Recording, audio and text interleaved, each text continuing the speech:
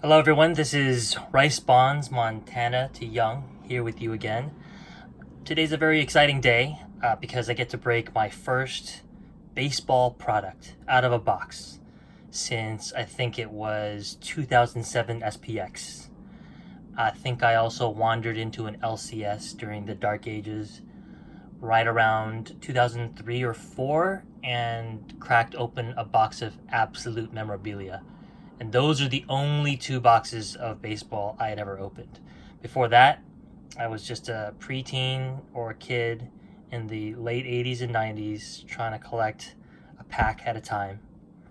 And like many of us who are part of this 90s Facebook collector group, the 90s got too confusing. Right around 93 or 94, I kind of gave up the hobby and didn't return until 2018.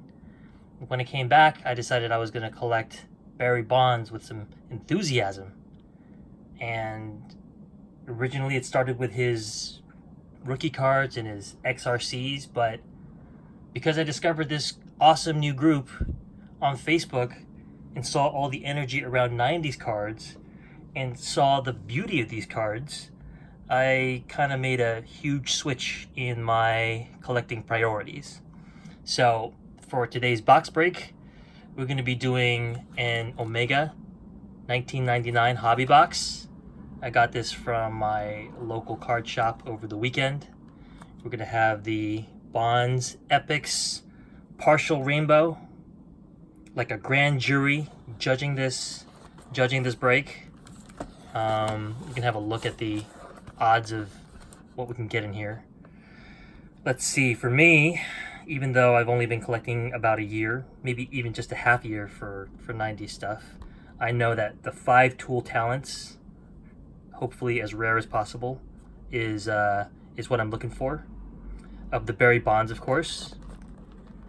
I have no idea what's in here, if there's anything guaranteed. Obviously it's an old box, and it's just been sitting on the shelf for about 20 years until I finally rescued it.